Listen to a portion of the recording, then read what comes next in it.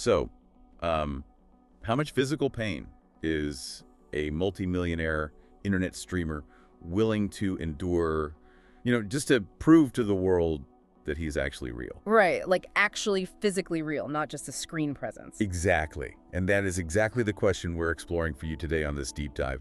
We were looking at this just bizarre, massive cultural collision that recently took place at WrestleMania 42 Saturday. Yeah, it was a massive event. Huge. And we've got the official WWE broadcast transcripts, the commentary, the crowd reactions.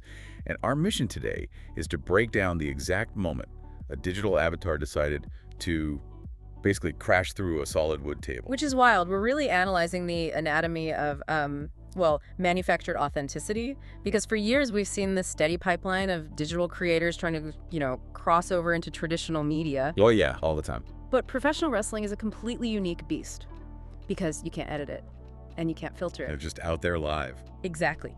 So we're going to look at the journey of IShowSpeed. He's this guy known for just chaotic, high-energy YouTube streams. Right. And we'll look at how the intensely physical environment of live wrestling kind of stripped down that internet persona, forced him into a corner, and, demanded he pay a very real physical price to earn the respect of 80,000 people. Yeah, and to really understand how wild this journey is, we kind of have to start at the end. Like, the destination of this entire spectacle is Speed standing on top of a wrestling ring barricade. High up in the air. Yeah. Staring down at a veteran performer lying on an announce table and then just launching his own body into the air. But before gravity takes over, we really need to look at how he even ended up on that ledge. Right, because the character he brings into the stadium is just a masterpiece of cognitive dissonance. Oh, totally. Okay, let's unpack this. He walks out to this incredibly upbeat, custom track called Still Humble. But the lyrics are, well, they're anything but humble. The irony is aggressively loud. I mean, the lyrics are blasting through the stadium, and he's bragging. He goes, "How can I be so good-looking and still humble?" Right, still humble. Yeah. And how can I be so damn rich? He talks about his blessed bloodline, his family crest, having a couple $100 million in jewels on his neck. It's the ultimate presentation of just untouchable internet wealth. Untouchable is the perfect word. And he's walking down the ramp alongside the World Tag Team Champions, Austin Theory and Logan Paul. Right, the faction they call the Vision. He's really projecting the image of a conquering king. But then the broadcast commentary completely undercuts that entire entrance. Like, they immediately start filling the television audience in on the backstory. And the backstory is that Speed didn't orchestrate some grand master plan to dominate WrestleMania. No, not at all. He's a guy who accidentally stumbled his way into a blood feud, like accidentally tripping over a wire at a corporate office and then somehow getting made a member of the board of directors. That is a perfect analogy. Right. According to the broadcast a few weeks prior, he inadvertently cost the Usos their tag team titles. He accidentally knocked out LA Knight. He essentially bumbled through the scenery and broke a bunch of expensive props. Exactly. He angered some very dangerous people. And only then did he, quote-unquote, buy in and spend a couple of weeks training with Logan Paul and Austin Theory just to, survive the mess he created. What's fascinating here is that specific framing is vital to making the narrative work for a traditional audience. How so? Well, wrestling fans, and really fans of any established physical sport, are inherently skeptical of outsiders, especially internet celebrities. Oh, for sure. They haven't put in the time. Exactly. If a streamer walks into that arena demanding to be treated like a peer, the audience will instinctively reject them because they haven't put in the years of grueling road work. They haven't earned the right to that ego. Right. But by framing Speed's involvement as a series of chaotic accidents, it completely disarms that skepticism. Yeah, he's not a conqueror. He's basically a nuisance who got in way over his head. Right, so the boastful song becomes this transparent mask for his vulnerability. The audience knows he's terrified underneath the jewels and the swagger. And that creates a deeply compelling tension. You're just waiting for the moment the facade breaks. And it does. It shatters the second the bell rings. Oh man, yeah. The entrance music stops, the swagger vanishes, and suddenly he's standing in the middle of a ring with LA Knight, a guy who has spent decades perfecting the craft of physical combat. A true veteran. Yeah. And the moment the action starts, Speed just grabs Knight in a basic side headlock and holds on for dear life. Which is pretty funny when you think about it. It really is. And the commentary team, they don't even try to dress it up. They explicitly call it day one wrestling school stuff. Right. And they warn the audience that if the match goes any deeper into actual grappling, Speed is going to struggle. And, the commentators are actively doing the heavy lifting there to manage your expectations. A side headlock is a grounding maneuver, right? It stops the momentum. So by openly calling out his lack of technical skill, they're hanging a lantern on his limitations. They're telling the audience, look, we know he doesn't belong in a technical wrestling clinic, and we aren't going to insult your intelligence by pretending he does. Here's where it gets really interesting. I need to look at this from LA Knight's perspective for a second. Because Knight is a seasoned professional who wrestles hundreds of days a year. Oh yeah, he's a machine. If this were a pure competition, he would flatten a YouTube streamer in about 4 seconds. Yeah. So why is he letting a guy whose primary athletic background is, barking at webcams, hold him in a day one headlock on the biggest stage of the year? It's a great question. It's almost like asking a gifted street musician to suddenly play first chair in a symphony orchestra. Is Knight just taking it easy on him for the sake of the broadcast? Well, he is basically conducting the symphony around a very unpredictable soloist. Mhm. Professional wrestling is a collaborative, physical spectacle. If LA Knight just destroys Speed in 4 seconds, the spectacle is over, right? The massive investment in bringing a celebrity to the event is completely wasted, and nobody gets the emotional payoff they tuned in for. Yeah, that makes sense. We can look at this like an elite esports champion suddenly being drafted into a live NFL game. The esports player might have world-class reaction times and incredible field vision, but they have zero foundational knowledge of how to take a tackle. Oh man, if the linebackers just blindside him, he's going straight to the hospital. Exactly. So the veteran, LA Knight, is working in tandem with the commentary team to build a safety net.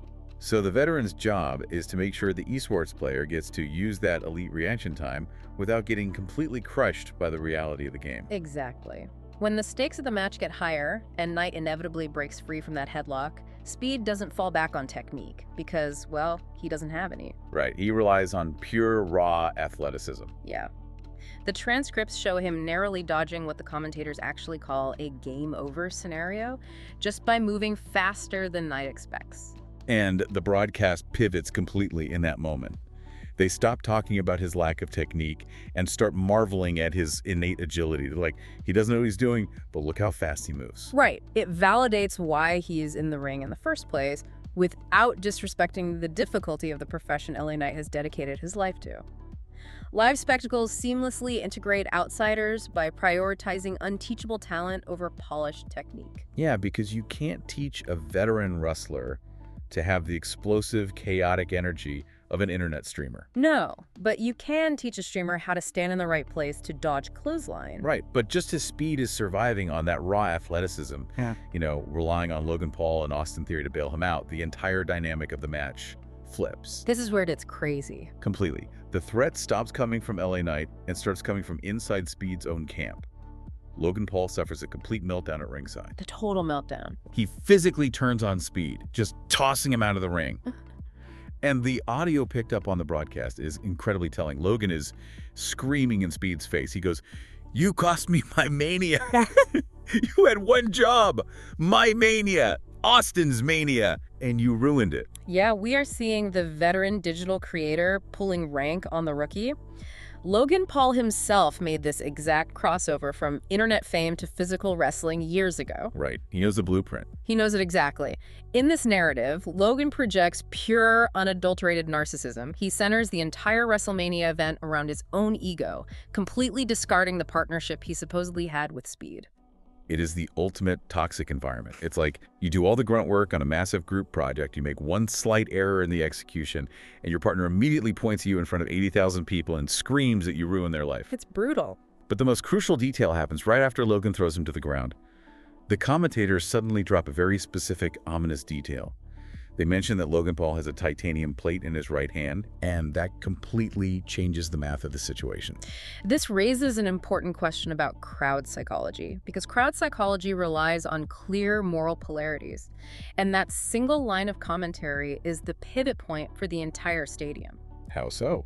Well, up until that exact moment, Speed was an interloper. right? He was the annoying kid who messed up the Usos match and was surviving on day one headlocks. Yeah, people weren't really taking him seriously. Exactly. But when Logan Paul screams about my mania, he establishes himself as an egotistical bully. And then when the commentators introduce the titanium plate, they are introducing a tangible, lethal threat. Oh, wow. Logan Paul is no longer just a bad friend. He is physically dangerous. And the crowd realizes instantly that Speed is completely isolated. He's out of his depth, he has no technical wrestling skills, and now he is facing down a guy with a literal titanium weapon. It's a completely unfair fight now. The transcripts show the crowd allegiance snapping in a matter of seconds. Like 80,000 people go from watching a chaotic internet tourist to witnessing a victim who's about to be brutalized. Yeah. They immediately start chanting, "Logan sucks," and then pivot straight into a rallying cry of "Speed, speed, speed." The crowd is giving him the mandate to fight back. In the narrative architecture of professional wrestling, a betrayal of that magnitude demands absolute physical retribution. Yeah, he can't just walk away. Right. The digital interloper is being invited by the traditional audience to become a hero. But to accept that invitation, he has to leave the safety of his internet persona behind completely. Which brings us back to that ledge. LA Knight, the guy Speed originally knocked out, ends up securing Logan Paul onto the broadcast announce table outside the ring. The irony there is great. So great. And the crowd is at an absolute fever pitch. Speed climbs to the top of the barricade. The broadcast notes he is a quote-unquote long way up. And he just launches himself. He comes crashing down through the air, completely obliterating Logan Paul on the table in a move the commentators officially dubbed the IShow Splash, or Full Speed. So if we connect this to the bigger picture, for a generation that has grown up with the ability to edit, filter, and delete their mistakes, physical trauma is the final frontier of unfakeable authenticity. Oh, that's a great way to put it. Yeah, because in internet culture, authenticity is frequently manufactured. It is the curated aesthetic of a YouTube thumbnail or the boastful lyrics of a song like Still Humble. Right. You can buy the jewels and you can buy the cars, but you cannot buy the impact of a 15-foot drop through solid wood. So what does this all mean for the listener? I mean, the aftermath described by the commentary team is brutal. They don't pretend it was some graceful superhero landing. Oh, not at all. They explicitly tell the television audience that the jump was incredibly painful for Speed. They say, "I promise you, it didn't feel good." They mention that Logan Paul likely has a crushed rib cage. Yeah, real physical damage. Right. They are making sure you, the listener at home, understand that crossing over from the internet to the wrestling ring isn't just acting. Gravity does not care how many YouTube subscribers you have. Shared physical pain is what authenticates the spectacle. That massive, agonizing leap is the precise, undeniable moment that Speed stops being a visiting internet tourist. Yeah, he had to prove it. By putting his own body on the line, feeling the air leave his lungs, and accepting the very real pain of that impact, he pays the physical entry fee to become a legitimate participant in their world. Right. He couldn't win the crowd's ultimate respect with a side headlock, and he couldn't win it by just running away fast. He had to bleed a little metaphorically and perhaps literally to prove he respected the physical reality of the arena he stepped into. He traded the manufactured authenticity of his entrance music for the raw authenticity of a bruised spine. And the payoff is immediate. Oh, absolutely immediate. The deep dive ends with this massive, chaotic celebration scene. The music swells back up. Speed is in the ring, feeding off the energy of the crowd, doing his signature yeeting celebration. The translation of internet culture into physical space is just complete in that celebration. And for anyone who hasn't spent the last 5 years deeply embedded in Gen Z internet culture, yeeting essentially started as a slang term for throwing something with maximum velocity and zero regard for the consequences. Exactly. His pure chaotic energy turned into a verb. And here's this guy who just yeeted his own body through a table, bringing that digital slang to life in front of a global television audience. It's wild. And the commentators officially stamp his passport right then and there. They declare on the broadcast, "Welcome to WrestleMania, IShowSpeed." He took the ultimate leap of faith. The audience demanded consequences, he delivered them, and in return, they validated his existence in their world. It really makes you look at the concept of crossing boundaries in your own life. Like, how quickly do the narratives shift around you when you step into a new environment? Yeah. You walk into a room as the outsider, the person who doesn't quite know the technical language or the established rules. When the pressure hits and the stakes get real, how adaptable are you? Right. Do you retreat to the safety of your day one headlocks, or do you find a way to take a massive leap, hopefully not through a table, to earn the room's respect on their terms? And as we look at the broader landscape of media, this event leaves you with a profound question about the future of entertainment. We are watching the barrier between digital culture and physical reality dissolve in real time. It really is dissolving. Digital avatars are stepping out from behind their monitors and taking actual bone-jarring physical bumps. As these worlds continue to merge seamlessly, what happens to traditional live events when an entire generation begins to expect every piece of their media to be this kind of chaotic, physically dangerous, cross-platform reality? That's a huge question. When the audience demands that their internet stars bleed to prove they are real, the definition of entertainment changes completely. It is a wild frontier. Digital consequences are becoming physical reality. Just remember, the next time you find yourself entirely out of your depth in a new environment, look around the room, figure out who holds the titanium plate, and make sure you know exactly how far the drop is before you decide to jump.